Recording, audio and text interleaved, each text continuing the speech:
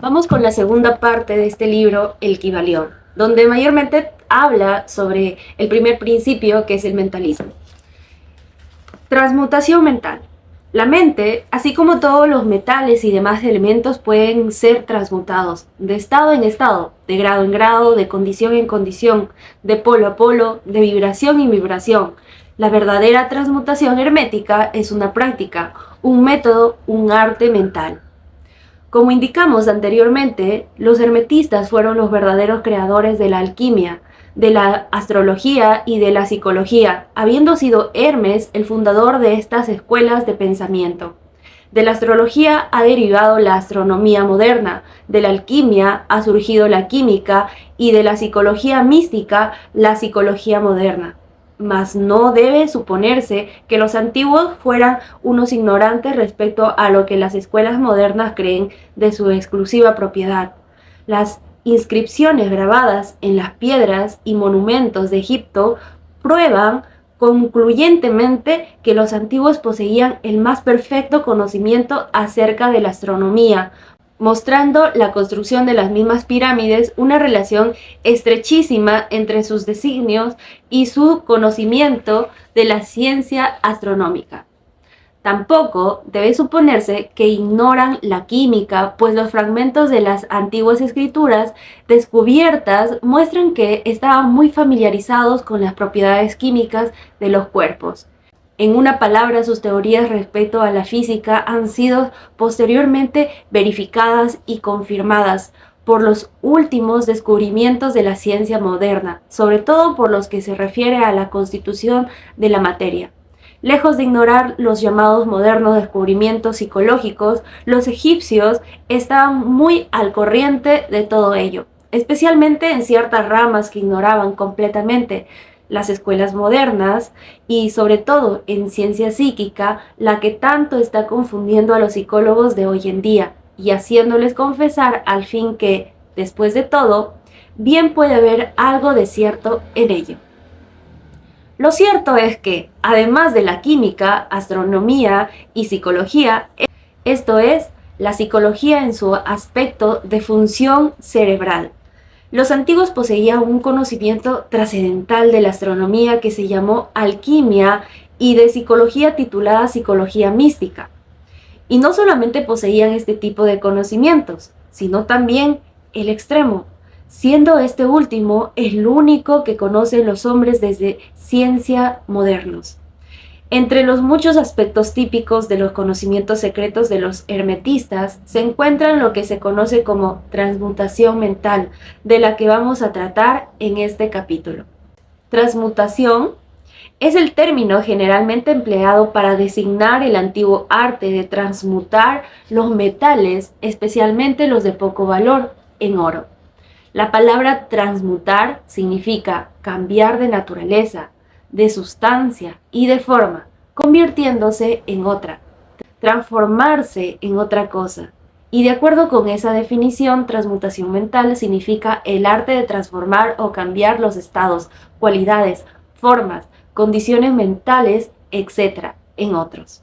Así que podéis ver que la transmutación mental no es otra cosa que una especie de química mental, y si preferéis el término, una forma especial práctica de psicología mística. Mas esto tiene un significado muchísimo mayor de lo que parece a simple vista. La transmutación alquímica en el plano mental es tan importante en sus efectos que, de ser conocida, sería uno de los estudios más importantes del hombre. Y esto no es más que el principio. Bien, veamos por qué. El primero de los 7 principios herméticos es del mentalismo, que afirma que todo es mente, que el universo es mental, lo que significa que la única realidad que se oculta tras todo cuando existe es mente, y el universo en sí mismo es una creación mental, esto es, existe en la mente del todo.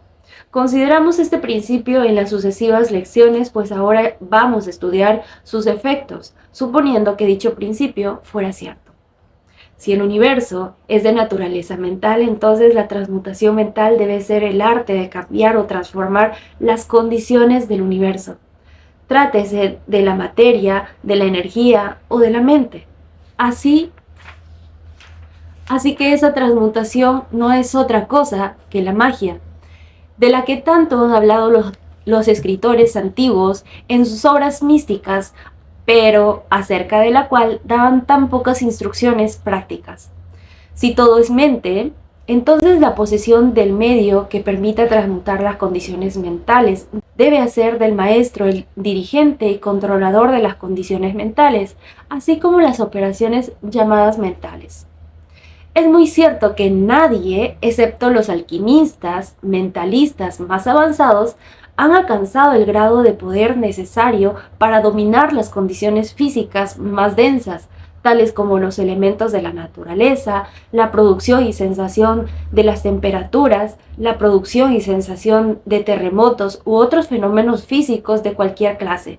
Pero que tales hombres existieron, y que existen es una cosa que no duda ningún ocultista, sea de la escuela que sea.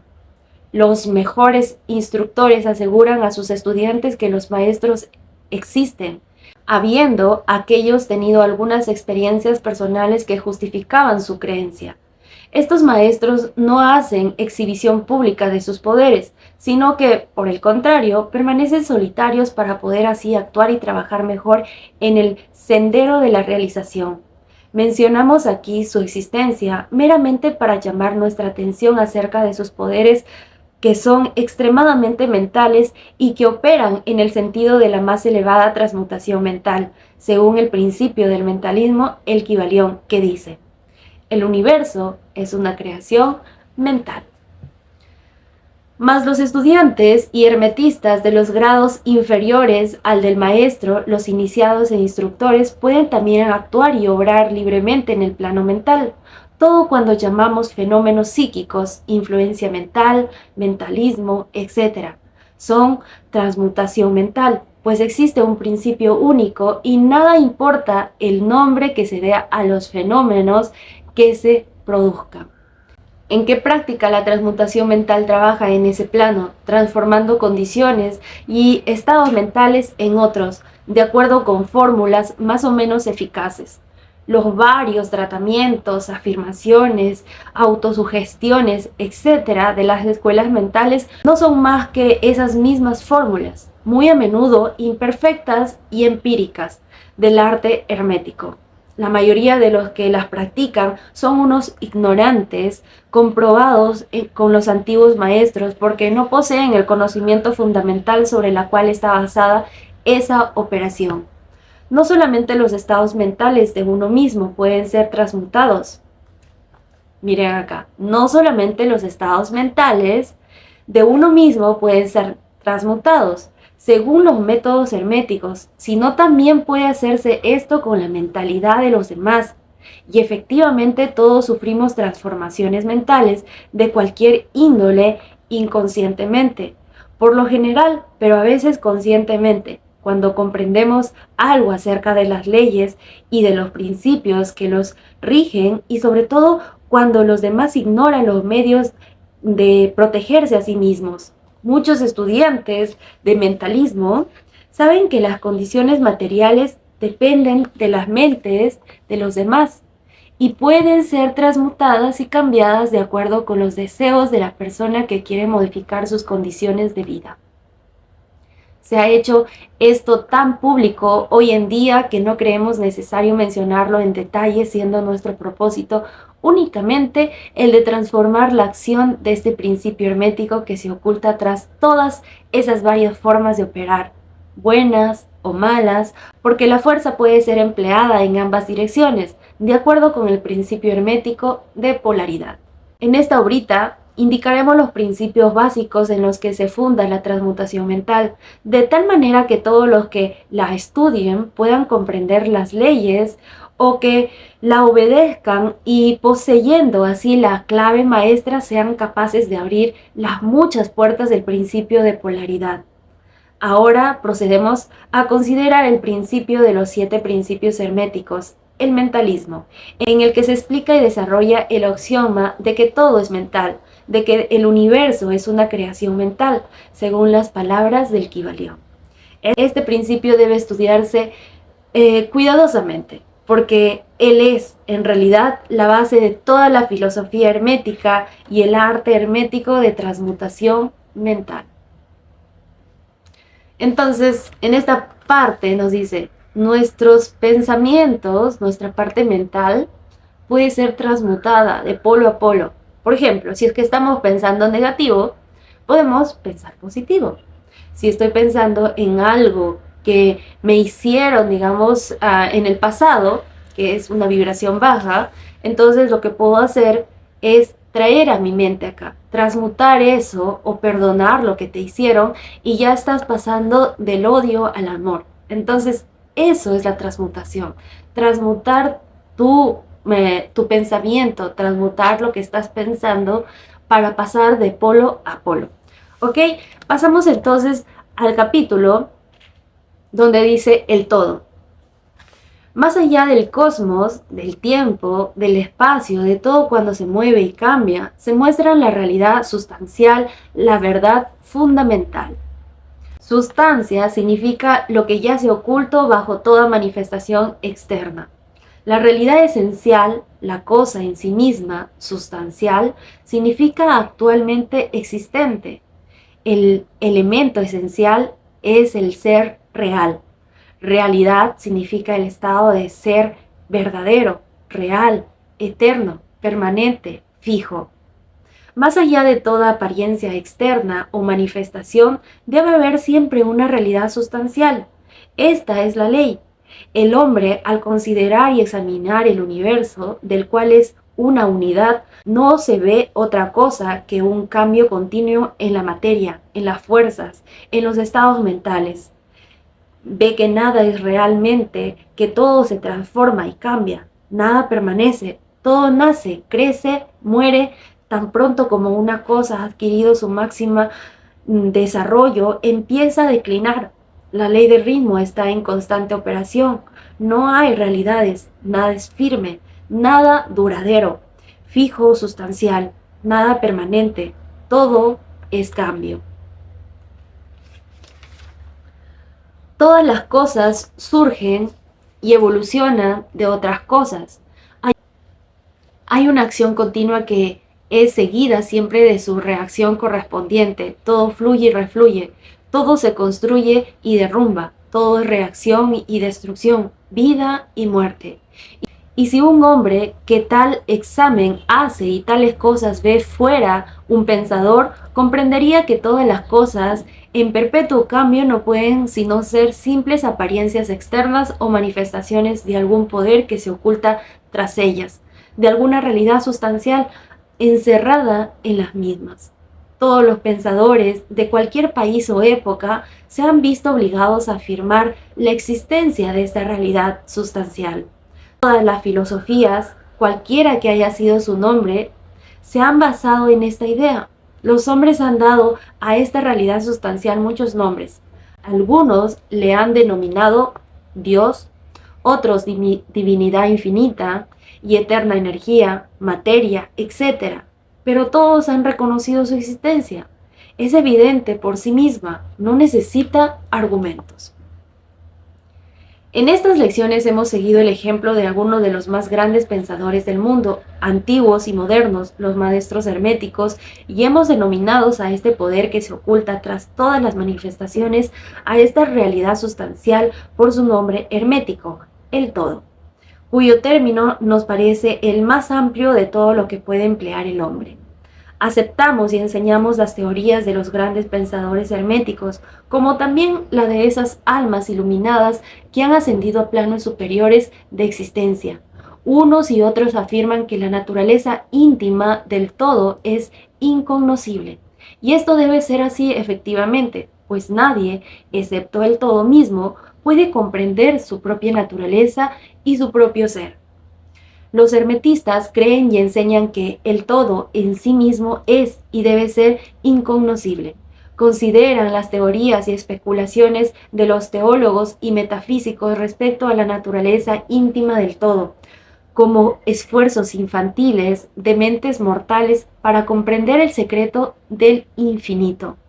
Todos estos esfuerzos han fracasado siempre y seguirán fracasando debido a debido a la naturaleza misma de la tarde. El que especula sobre ello se encuentra perdido en un laberinto de pensamientos sin salida, y si persiste en su aliento, acaba por perder toda capacidad para razonar sanamente, hasta llegar a hacerle imposible la vida.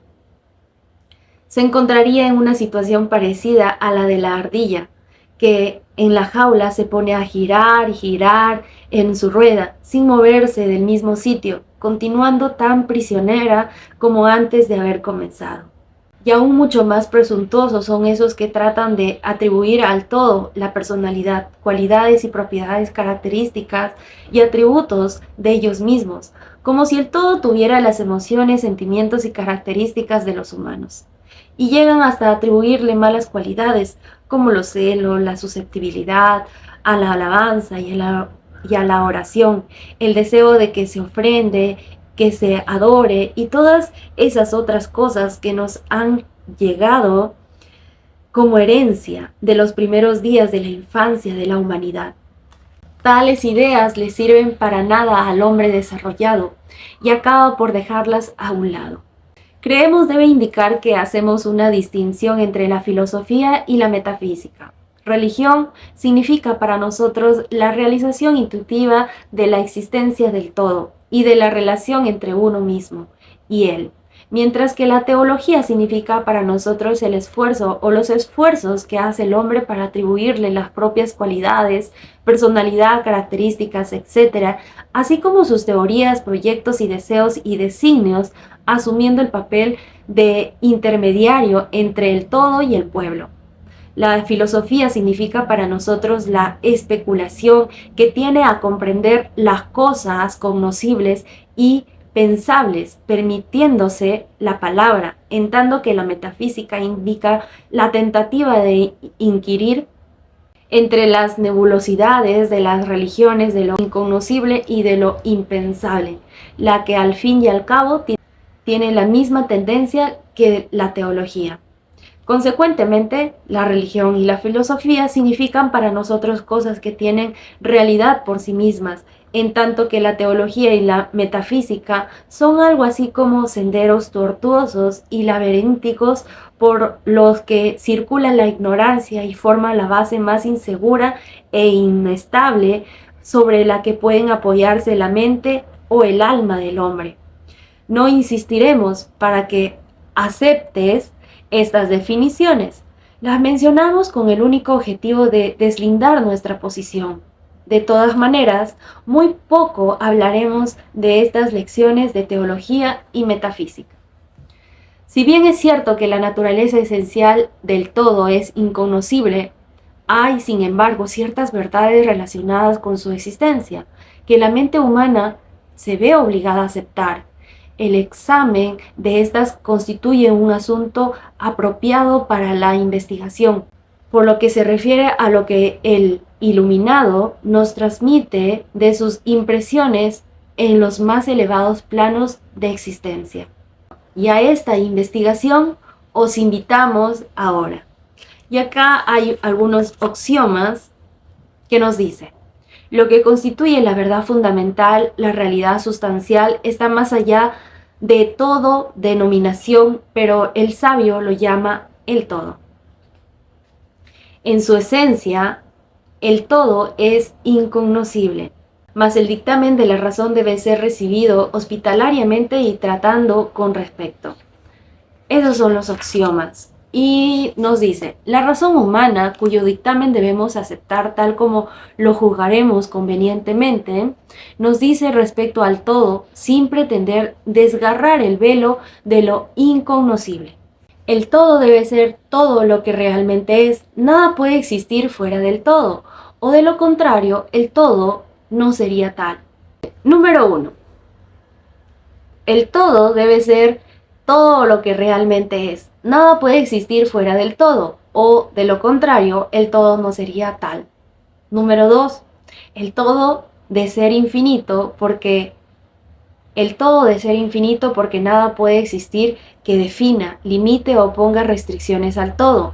Debe ser infinito en tiempo o eterno, debe haber existido siempre continuamente, pues nada puede haberlo creado jamás y algo no puede nunca surgir de nada, y si alguna vez no hubiera sido, aunque solo fuera un instante, no podría ser.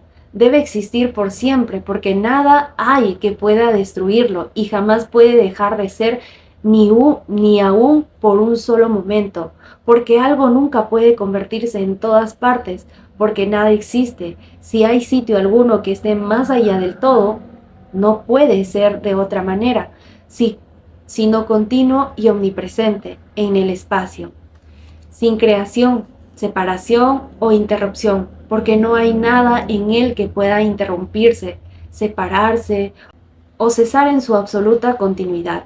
Y nada existe tampoco que pueda llenar las grietas. Debe ser infinito en poder o absoluto, porque nada hay que pueda limitarlo, restringirlo, confinarlo u obstaculizarlo. No está sujeto a ningún poder, porque no hay otro que el suyo. Tercero, el todo debe ser inmutable, esto es, no sujeto a cambio en su naturaleza real, porque nada existe que pueda obligarlo a cambiar, ni nada de lo que pueda haberse transformado. No puede ser aumentado ni disminuido, ni ser mayor o menor bajo ningún aspecto. Debe haber sido siempre y debe seguir siendo siempre también idéntico a lo que es ahora, el todo. Nunca ha habido ni hay ni habrá algo en que pueda transformarse o cambiar, siendo el todo infinito, absoluto, eterno, inmutable. Debe deducirse que todo lo que es finito, mutable, transformable y condicionado no puede ser el todo. Y como nada existe fuera de él, en realidad todo lo que sea finito debe ser nada realmente. No os vayáis a sorprender o asustar porque no tratamos de embarcarnos en ciencia cristiana, cubriendo estas enseñanzas bajo el título de filosofía hermética. Hay una reconciliación entre estos aparentemente contradictorios asuntos. Tened paciencia, que a todos llegaremos a su debido tiempo. Vemos en torno nuestro eso que se llama materia, la que constituye las bases físicas de todas las formas. ¿Es el todo materia simplemente? Absolutamente no. La materia no puede manifestar vida o mentalidad, y como la mente está manifestada en el universo, el todo no puede ser materia, pues nada asciende más allá de su propia fuente. Nada puede manifestarse en un efecto si no lo está también en la causa. Nada puede evolucionar o emerger como consecuencia si no está involucrado o involucionado como ascendente. Y además la ciencia moderna nos dice que la materia no existe realmente, sino que es energía o fuerza interrumpida, esto es, energía o fuerza a un grado menor de intensidad vibratoria. Como ha dicho recientemente un escritor, la materia se sumerge en el misterio. Aún la ciencia materialista ha abandonado la teoría de la materia y ahora descansa sobre la base de la energía. ¿Es pues el todo mera fuerza o energía? No, la fuerza, tal como la entienden los materialistas, es una cosa ciega, mecánica, carente de vida o mentalidad. La vida y la mente no pueden nacer de ciega energía por las razones dadas un momento.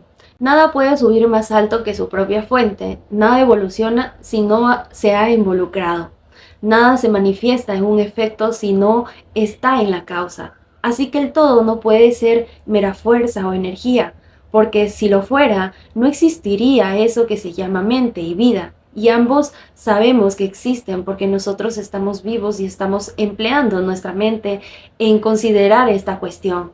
Y en iguales condiciones se encuentran los que afirman que la energía es todo. ¿Qué es lo que hay superior a la materia y a la energía y que sepamos que existe en el universo? Vida y mente. Vida y mente en todos sus diversos grados de desvolvimiento. Entonces, preguntamos, ¿queréis significar que el todo es vida y mente? ¿Sí o no? Nuestra respuesta. Si entenderéis por vida y mente lo que nosotros pobres mortales conocemos de ellas. No, el todo no es eso. Mas, ¿qué clase de vida y mentalidad significáis? Preguntéis. La contestación es mente viviente, tan amplia como nosotros podamos concebirla, puesto que la vida y la mente son muy superiores a las fuerzas puramente mecánica o la materia. Mente infinita y viviente, si se compara con la vida y la mentalidad finitas. Queremos indicar eso que quieren significar las almas iluminadas cuando reverentemente pronuncian la palabra espíritu. El todo es viviente e infinita. Los iluminados lo llaman espíritu. Y entramos al capítulo 5 que nos dice el universo mental. El universo es una creación mental sostenida en la mente del todo. El universo es mental. El universo es una creación mental sostenida en la mente del todo. El todo es espíritu. Mas, ¿qué es espíritu? Esa pregunta no puede ser contestada, puesto que definirla sería prácticamente definir al todo, el cual no puede explicarse. El espíritu es simplemente el nombre que los hombres dan a la más elevada concepción de la infinita mente viviente. Significa la esencia real, tan superior a todo cuanto entendemos por mente y vida, como estas últimas a la energía y a la materia. El espíritu está más allá de nuestra comprensión y usamos dicho término en el mismo sentido y queriendo que el significado sea lo mismo que cuando hablamos del todo. Para nuestro entendimiento podemos pensar del espíritu como de una infinita mente viviente, teniendo en cuenta al mismo tiempo que lo podemos comprenderlo del todo. O hacemos esto o nos vemos obligados a dejar de pensar. Procederemos ahora a estudiar la naturaleza del universo como un todo y también sus partes. ¿Qué es el universo? Hemos visto ya que nada puede existir fuera del todo. Entonces, ¿el universo es el todo? No, no puede serlo, porque el universo parece estar hecho de múltiples unidades y está en continuo cambio. Y de todas maneras, no está de acuerdo con la idea de que nos hemos visto obligados a aceptar respecto al todo, según ya indicamos en nuestra lección anterior. Entonces, si el universo no es el todo, debe ser nada. Tal es la inevitable consecuencia que se presenta en la mente aparentemente, pero esto no satisface la pregunta porque nosotros somos sensibles y sentimos la existencia del universo. Y si el universo es algo y no es el todo, ¿qué puede ser? Examinemos la cuestión. Si el universo existe absolutamente, o por lo menos parece que existe, debe preceder en alguna forma del todo, ser su creación. Pero como algo no puede venir de nada, ¿de qué pudo crearlo el todo? Algunos filósofos han contestado a esta pregunta diciendo que el todo creó el universo de sí mismo, esto es, sacándolo de su propia sustancia. Mas esta respuesta no sirve, puesto que el todo no puede ser aumentado, ni disminuido, ni dividido, según hemos ya visto. Y aunque así fuera, no podría cada partícula del universo estar segura de ser el todo, puesto que éste no puede perder el conocimiento de sí mismo, ni convertirse en un átomo o fuerza ciega, o un ser viviente inferior. Algunos, habiendo realizado que el todo es todo y reconociendo que ellos existían, han llegado a la extraordinaria conclusión de que ellos y el todo eran idénticos y han llenado el aire con sus gritos de "Yo soy Dios", sirviendo de solaz a multitudes y de motivo de pena para los sabios. Si el átomo gritara "Yo soy hombre", todavía sería modesto en comparación. Pero ¿qué es en realidad el universo si no es el todo, ni ha sido creado por él separándolo de su propia sustancia? ¿Qué otra cosa debe ser? O mejor preguntando, ¿de qué otra cosa puede haberlo hecho? Esta es la gran cuestión. Nos encontramos con que el principio de correspondencia, véase el capítulo 1, viene en nuestra ayuda. El antiguo axioma hermético nos dice, como arriba es abajo, puede ser empleado ahora para iluminar este punto. Tratemos pues de comprender algo de lo que pasa en los planos superiores, examinando lo que pasa en nuestro propio. El principio de correspondencia puede aplicarse a esto lo mismo que a cualquier otro problema. Veamos, en su propio plano de existencia, ¿cómo crea el hombre? Primero, puede crear haciendo o construyendo algo con los materiales que el mundo externo le brinda, mas esto no nos sirve, porque fuera del todo no existen materiales de ninguna clase con lo que él pueda crear. En segundo lugar, el hombre puede crear por medio de la fecundación, que no es más que su multiplicación, acompañada por la transferencia de una parte de su propia sustancia a la matriz de la madre. Mas esto tampoco nos sirve, porque el todo no puede transferir o sustraerse a sí mismo una porción, ni puede reproducirse o multiplicarse a sí mismo. En el mismo caso, habría una sustracción de su sustancia o adicción al todo, lo que es un absurdo. ¿No existe otro medio por el cual crea el hombre? Sí, hay otro, la creación mental. Al crear en esta forma, él no emplea materiales que le aporte el mundo externo, ni se reproduce a sí mismo, y sin embargo, su espíritu compenetra su creación mental. Siguiendo el principio de correspondencia, se puede pensar justificadamente que el todo crea el universo mentalmente, de una manera parecida al proceso mediante el cual el hombre crea sus imágenes mentales. Y he aquí que esta descripción coincide tanto en el dictamen dado por la razón como la de las almas iluminadas, según se puede encontrar en sus escritos o en sus enseñanzas. Tales son las doctrinas de los sabios, tales son las que enseñó Hermes. El todo no puede crear de ninguna manera excepto mentalmente, sin emplear ni materiales, pues no hay ninguno, ni reproducirse, lo que también es imposible. No hay escapatoria para esta conclusión de la razón, la que tanto hemos ya visto, concuerda perfectamente con lo que dicen los iluminados. De igual manera que podéis vosotros crear un universo en vuestra propia mente, así el todo crea en los cosmos en la suya propia.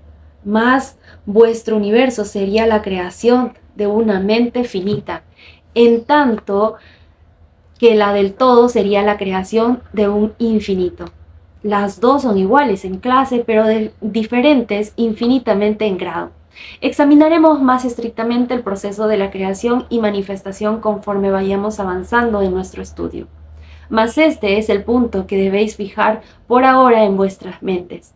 El universo y el todo, lo que él contiene, es una creación mental del todo. Todo es mente. Aquí hay un axioma que nos dice: el todo crea en su mente infinita innumerables universos, los que existen durante aeones de tiempo, y así y en todo, para él, la creación, desarrollo, decadencia y mente de 1.000.000 de universos no significa más que el tiempo que se emplea en un abrir y cerrar de ojos. La mente infinita del todo es la matriz del cosmos. El principio de género o generación se manifiesta en todos los planos de vida, material, mental y espiritual.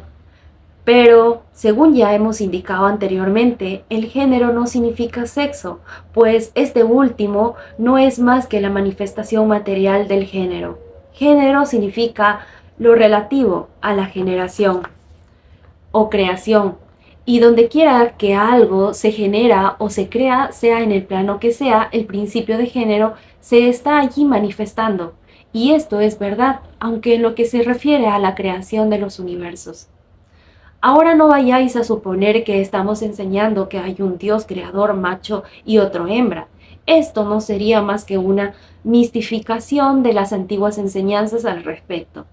La verdad es que el todo en sí mismo está más allá del género, así como también más allá de toda esta ley, incluyendo las del tiempo y del espacio.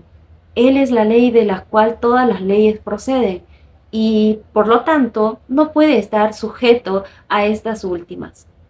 Mas cuando el todo se manifiesta en el plano de la generación o creación, entonces actúa de acuerdo con la ley y con el principio, pues se está moviendo en un plano inferior de existencia. Y consecuentemente, él manifiesta el principio de género en sus aspectos masculino y femenino, en el plano mental, por supuesto.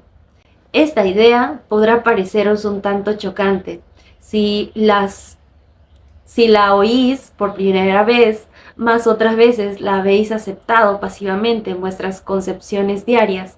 Habléis de la paternidad de Dios y de la maternidad de la naturaleza, de Dios como un Padre divino y de la naturaleza como una Madre universal. Y así habréis conocido instintivamente el principio del género en el universo. ¿No es así? Las enseñanzas herméticas no implican una dualidad real.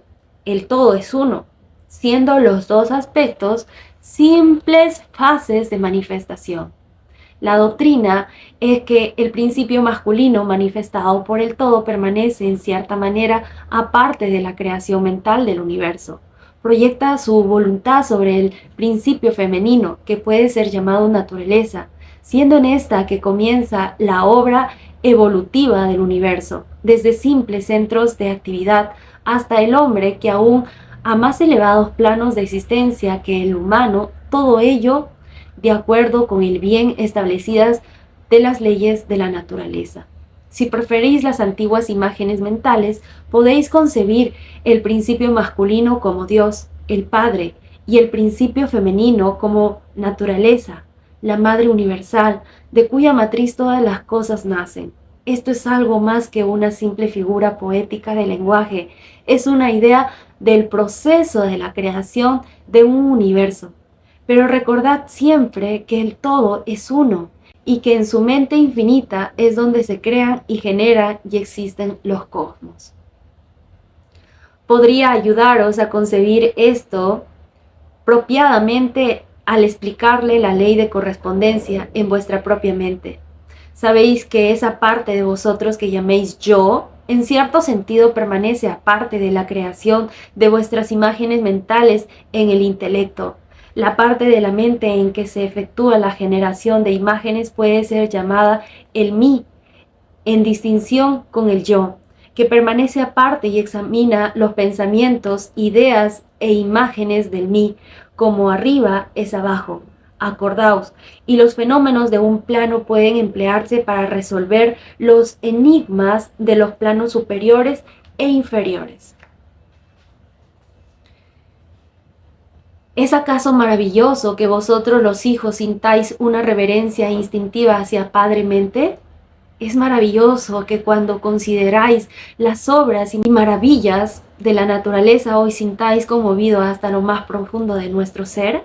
Es a vuestra madre-mente a quien os estás estrechando, como un niño se estrecha al seno de su madre. No vayáis a suponer que el pequeñísimo mundo que os circunda, la tierra, que no es más que un grano de arena en el universo, es el universo mismo. Hay millones de tales mundos y aún mucho mayores que él. Y aún hay millones de tales universos que existen en la madre del único.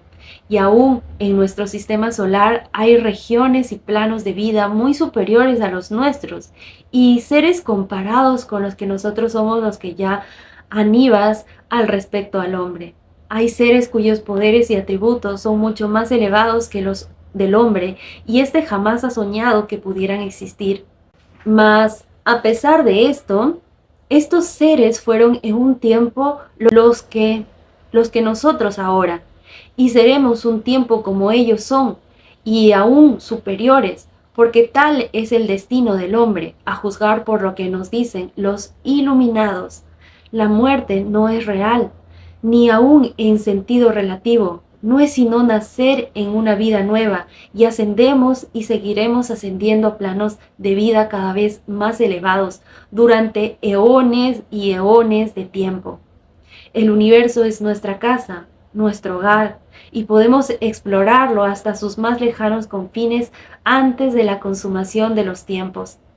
Estamos en la mente del todo y nuestras posibilidades y oportunidades son infinitas, lo mismo en el tiempo que en el espacio. Y al fin del gran ciclo de eones, cuando el todo reabsorba sus creaciones en sí mismo, marcharemos alegremente porque entonces seremos capaces de comprender la verdad de ser uno con el todo. Esto es lo que nos afirman los iluminados, esos que han alcanzado tanto en el sendero de la realización. Y en el entretanto estaremos tranquilos y serenos, estamos seguros y protegidos por el poder infinito del Padre, Madre, Mente. Y el axioma que termina este capítulo nos dice: en la mente del Padre, Madre, los hijos están en su hogar. No hay nadie que no tenga padre o madre en el universo. Y así cerramos este capítulo. Y en el otro capítulo vamos a contar solamente lo que es la paradoja divina, y listo. Terminamos con lo que es el principio del mentalismo, donde nos dice todo es mente, el universo es mental, pero el todo no es el universo. Entonces ahí tenemos que diferenciar. Y como dice, no sé si ustedes han escuchado muchas veces decir, yo soy Dios. Y no es para que, digamos, cuando decimos, yo soy Dios, no es como que tú te creas el todo. El todo, tú estás dentro del todo. Nosotros, como dice, como hemos leído otros libros también, nosotros somos como la gotita del mar. No somos el mar, somos la gota del mar. Tenemos toda la esencia del mar, pero no somos el todo. Entonces, esto nos está diciendo lo que acabamos de leer. La mente es tan poderosa que nosotros creamos nuestra realidad. Somos hechos a imagen y semejanza de Dios. Entonces, al ser hechos a imagen y semejanza de Dios, somos creadores de nuestra realidad. Creamos nuestra realidad. Por eso, el poder entender este principio, pues te cambia todo. Es como, por eso dice, este es uno de los principios más importantes. Por eso está como número 1. Porque si entiendes los otros principios como que se va a mover, se va a ir, se va a ir dando como, digamos, al saber ya este principio, que es uno de los más importantes, ya los otros principios como que se van acoplando. Ya no necesitas, claro que lo puedes leer, pero ya al saber el principio número 1, ya los demás como que le siguen. Me dejo entender. Y nada, entender que nuestra mente es nuestro mejor instrumento. Nuestra mente, como dice, es el que crea nuestra realidad. Entender de que Dios está obrando a través de acá, de nuestra mente. Y si nosotros creamos nuestra realidad como nosotros queremos, en este mundo de infinitas posibilidades, vas a tener que tú decidir qué es lo que quieres crear. Porque toda creación, como hemos dicho, toda creación, todo pensamiento tiene su efecto. Entonces, poder ahí analizar, poder hacerse un autoanálisis, un autoconocimiento y poder cada vez dar más amor, sembrar en nuestra cabecita más pensamientos de amor, de paz, de misericordia. Y sé que a veces nos toca vivir la vida, digamos, con familia, ¿no? Y hemos entendido que no podemos cambiar a las personas, pero sí podemos nosotros cambiar nuestra forma de pensar. Podemos transmutar los pensamientos de ira en amor, de ira en paciencia, de ira en misericordia, y de ahí pasar a otro lado. Y de acuerdo a tu energía, pues los demás, yo tengo la certeza de que cuando uno cambia en la familia su energía, pues va a mover. La persona se va a tranquilizar o va a mover tu energía de tu hogar, de tu casa, de tus familiares, etcétera. Pero todo empieza por uno mismo. Entonces hemos visto lo que es la transmutación mental, hemos visto si el universo es el todo, el universo es mental, y hemos ahondado todo lo que es el principio número uno, que es el principio del mentalismo. Espero que les haya gustado y nos vemos en la parte 3 de este libro que estamos leyendo, que es el Kybalión. Listo, hasta luego.